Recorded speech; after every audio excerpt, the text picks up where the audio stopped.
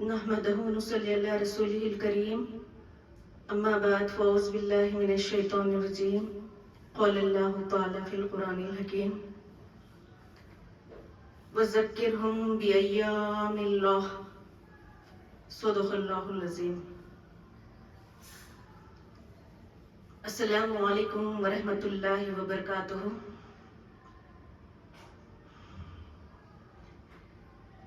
معزز سامعین، ابھی میں نے آپ کے سامنے قرآن مجید کی ایک چھوٹی سی آیت ربانی تلاوت کی ہوں. اس آیت ربانی کا ترجمہ ہے اور اللہ کے دنوں کی یاد دلاتے رہو، یعنی لوگوں کو اللہ کے دنوں کی یاد دلاتے رہو، اللہ کے دنوں کا اہتمام کرو، اللہ کے دنوں کا احترام کرو، اللہ کے دنوں کا استقبال کرو. یوں تو اللہ رب العالمین دن اور رات اللہ ہی نے بنائے ہیں، لیکن اللہ نے بعض راتوں پر فضیلت دی ہے، بعض مہینوں کو، بعض دنوں پر فضیلت دی ہے، بعض مہینوں کو بعض مہینوں پر فضیلت دی ہے. اور یہ جو اللہ کے مخصوص دن ہوتے ہیں اور ان مخصوص دنوں میں کو عبادتوں کا موسم قرار دیا گیا ہے، اور اللہ کے خاص دنوں کو عبادتوں کا موسم اس لیے کہا گیا ہے کہ ان دنوں کی عبادتوں و ریاضتوں کا اجر و ثواب بڑھا دیا جاتا ہے. اللہ کے جو مخصوص دن ہوتے ہیں، اللہ کے جو خاص دن ہوتے ہیں، ان دنوں کا اہتمام بڑھ جاتا ہے اور اجر بڑھ جاتا ہے. عام دنوں میں نیکی کرتے ہیں، نیکی کا عمل عام دنوں میں کرتے ہیں تو اجر ملتا ہے، لیکن اللہ کے مخصوص دنوں میں، اللہ کے مخصوص راتوں میں جو عمل کرتے ہیں تو اس کا اجر و ثواب بڑھا دیا جاتا ہے. جیسے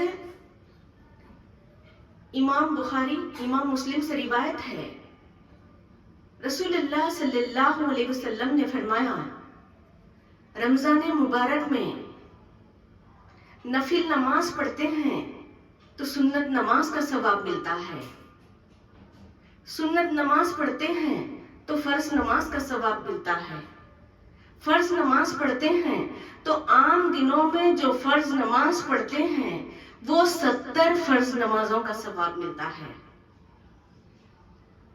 یعنی 70% اجر و ثواب بڑھا دیا جاتا ہے. زکوٰۃ، صدقات، خیرات یا کسی ٹوٹے دل کو جوڑ دینا، کسی کے دکھ درد کو دور کر دینا، کسی کی تکلیف میں مدد کر دینا، کسی کی بھی تکلیف میں مدد کر دینا، کوئی بھی ایک نیکی کا عمل کا 70% اجر و ثواب عطا کیا جاتا ہے. اور رمضان مبارک میں خاص طور پر شیطان بھی اپنا بازار گرم کرتا ہے، ہر خریداری پر 50% ڈسکاؤنٹ رکھتا ہے. شاپنگ مال، سینٹر مال بھرے پڑے ہوتے ہیں، بازار بھرے پڑے ہوتے ہیں، اور خاص طور پر خواتین بازاروں کی زینت بنی پھرتی ہیں، 50% ڈسکاؤنٹ کی طرف بھاگتی ہیں. اور ادھر اللہ رب العالمین 70% دے رہا ہے. اگر ہم گھروں میں بیٹھ کر درود شریف کا ورد کرتے ہیں یا اور بھی تسبیحات پڑھتے ہیں، عبادتیں ریاضتیں کرتے ہیں تو 70% اجر و ثواب عطا کیا جا رہا ہے، لیکن 70% کی طرف نہیں آتے، شیطان کے 50% کی طرف جاتے ہیں. تو اس بات پر ہم کو غور و فکر کرنا ہے کہ رمضان مبارک آتا ہے تو ہم کس طرح سے غفلت سے اس مبارک مہینے کو گزار دیتے ہیں. اس پر غور و فکر کرنا ہے کہ رمضان مبارک آتا ہے تو ایک اصول بنا لیں. سحر سے عصر تک، سحر سے افطار تک، افطار سے پھر سحر تک ہم کو کس طرح سے اصولوں کی پابندی کرنا ہے، عبادتوں ریاضتوں کی مشقت کرنا ہے. ایک اصول، ایک شیڈول بنا لیں تاکہ ہم رمضان مبارک کی عبادتوں و ریاضتوں سے بھرپور فائدہ اٹھا سکیں. امام بخاری، امام مسلم سے روایت ہے، رسول اللہ صلی اللہ علیہ وسلم رمضان مبارک کی تیاری رجب کے مبارک مہینے سے فرمایا کرتے، رجب المرجب سے فرمایا کرتے. عام دنوں میں تو آپ صلی اللہ علیہ وسلم عبادت کرتے ہی ہیں. عام دنوں میں ایک رات کے ایک حصہ یا 2 حصے آپ آرام فرماتے اور پھر تمام رات لیل قیام کرتے، عبادتیں فرماتے. لیکن جب رمضان مبارک آ رہا ہوتا ہے تو آپ صلی اللہ علیہ وسلم کی عبادتوں میں اور بھی زیادہ کثرت ہو جاتی، اور بھی زیادہ کثرت فرماتے. رجب اور شعبان میں مسلسل روزے رہتے. یہ دیکھ کر صحابہ کرام بھی مسلسل روزے رہنے لگے. صحابہ کرام کمزور ہو گئے، نڈھال ہو گئے. مسجد نبوی تشریف لاتے اور نماز پڑھتے تو حالت نماز میں گر پڑتے، یہاں تک کہ بے ہوش ہو جاتے. رسول اللہ صلی اللہ علیہ وسلم صحابہ کرام رضوان اللہ علیہ اجمعین کا جب یہ حال دیکھا تو فرمایا، کیا بات ہے، تم لوگ اتنے کمزور کیوں ہو گئے ہو، اتنے نڈھال کیوں ہو گئے ہو، چہروں پہ اتنی نگاہتیں کیوں طاری ہو گئی؟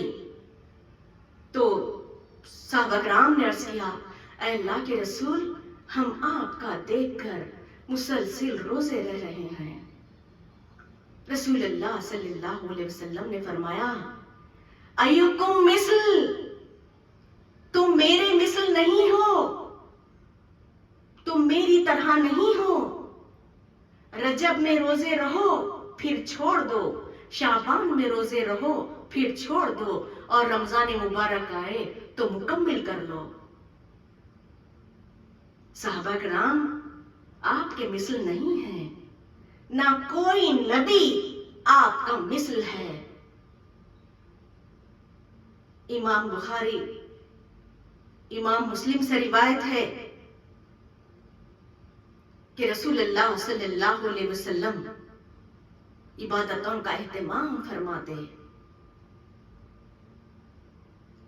اور پھر رمضان مبارک کے جب روزے ہوتے تو صحیح مسلم، صحیح بخاری سے روایت ہے کہ آپ صلی اللہ علیہ وسلم نے فرمایا کہ روزے کی غذا نماز ہے، روزے کی غذا نماز ہے. یعنی ہماری غذا کیا ہے؟ ہماری غذا سحر اور افطار ہے. ہمارے جسم کی غذا سحر اور افطار ہے. ہمارے روح کی غذا عبادتیں و ریاضتیں ہیں.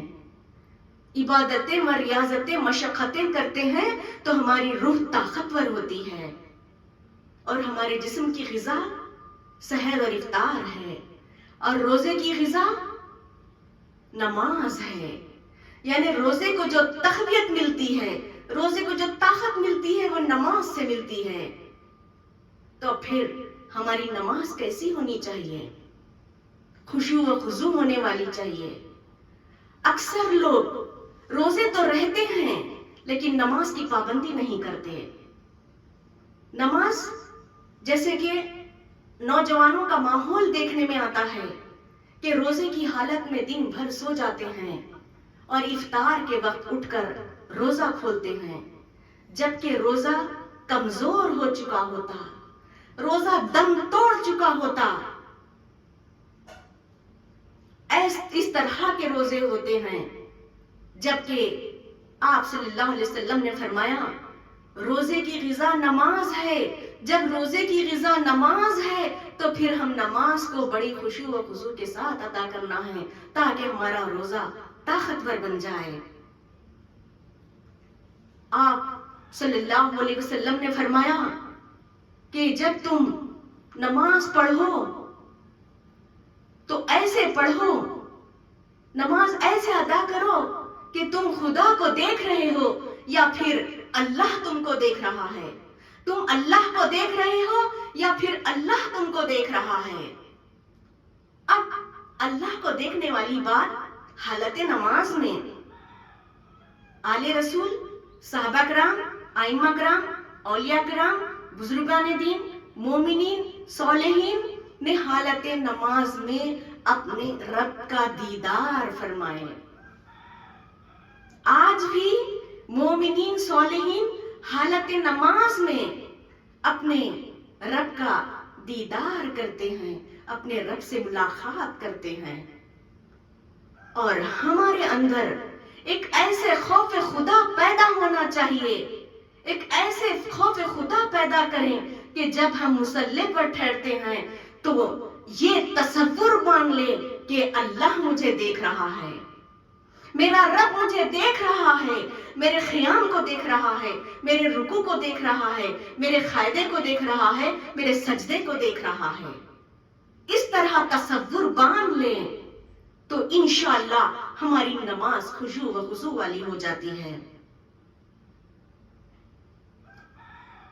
نماز پڑھنے والوں نے تو ایسے نماز پڑھے، اے مسلمانوں، نماز پڑھنے والوں نے تو ایسی نماز پڑھے۔ حضرت امام زین العابدین مکان میں نماز پڑھ رہے ہیں اور مکان کو آگ لگ گئی، مکان کو آگ لگ گئی، محلے والے آگ کو بجھاتے بجھاتے اس مقام تک پہنچے جہاں حضرت امام زین العابدین نماز ادا کر رہے تھے۔ لوگوں نے کہا کہ اے امام زین العابدین، آپ کے مکان کو آگ لگ گئی اور آپ ہے کہ نماز میں مصروف ہیں۔ تو حضرت امام زین العابدین نے فرمایا کہ میں آخرت کی آگ بجھانے میں مصروف تھا اور تم لوگ دنیا کی آگ بجھانے میں مصروف تھے۔ اللہ اکبر۔ حضرت علی کرم اللہ وجہہ کے روزے، حضرت علی کرم اللہ وجہہ کی نماز کے بارے میں خود حضرت عائشہ صدیقہ رضی اللہ عنہا بیان کرتی ہیں۔ حضرت عائشہ صدیقہ رضی اللہ عنہا سے روایت ہے کہ کانا ما علمت صواما خواما۔ حضرت عائشہ صدیقہ رضی اللہ عنہا فرماتی ہیں کہ علی بہت زیادہ روزے رکھنے والے اور بہت زیادہ قیام کرنے والے تھے۔ حضرت علی کرم اللہ وجہہ کثرت سے روزے فرماتے، کثرت سے روزے فرماتے اور قیام کرتے۔ حضرت علی کرم اللہ وجہہ فرماتے ہیں کہ مجھے کڑاکے کے جاڑے میں تہجد اور فجر پڑھنا اور شدت گرما میں روزے رکھنا بے حد پسند ہے۔ حضرت علی کرم اللہ وجہہ کو جنگ میں تیر لگ گئی اور تیر بدن میں اس طرح گہرائی سے پیوست ہو گئی کہ تیر بدن سے نکالا نہیں جا سکتا تھا۔ شدت تکلیف تھی، شدت تکلیف کی وجہ سے تیر بدن سے جدا نہیں کیا جا سکتا تھا تو حضرت علی تیر بدن میں رکھ کر پھر رہے تھے۔ صحابہ کرام رضوان اللہ علیہ اجمعین نے یہ تجویز نکالی کہ علی جب نماز میں ہوں گے تو تیر بدن سے جدا کر لیں گے۔ حضرت علی کرم اللہ وجہہ حالت نماز میں ہے، تیر نکالی گئی، بدن سے تیر جدا کر دیا گیا، حضرت علی کرم اللہ وجہہ کو پتہ بھی نہیں چلا۔ اللہ اکبر، یہ کیسی نماز تھی، یہ وہ ایمان والے تھے حالت نماز میں اور اپنے رب کا دیدار کرتے، حالت نماز میں اپنے رب سے ملاقات کرتے، اتحیات میں اپنے نبی پر درود و سلام بھیجتے تو اپنے نبی کا دیدار کرتے، حالت نماز میں احوازاری کرتے، گریہ وزاری کرتے، حالت نماز میں اسلام کی خدمات کی تمنا کرتے اور اپنی تمناؤں کو پوری کرتے۔ اے مسلمانوں، ہماری نماز بھی خشوع و خضوع کے ساتھ ہونی چاہیے تاکہ ہماری نماز روزے کی غذا بن جائے، ہماری نماز روزے کی طاقت بن جائے اور ایسے روزے ہماری نجات کا ذریعہ بن جائے، اور جب ہم جنت میں ہمارا داخلہ ہو تو ریان دروازے سے ہمارا داخلہ ہو، ہم کو ریان دروازے سے گزرنے کا موقع ملے۔ آمین یا رب العالمین۔ وآخر دعوانا الحمدللہ رب العالمین، وآخر لا الہ الا اللہ محمد رسول اللہ صلی اللہ علیہ وسلم۔ السلام علیکم ورحمۃ اللہ وبرکاتہ۔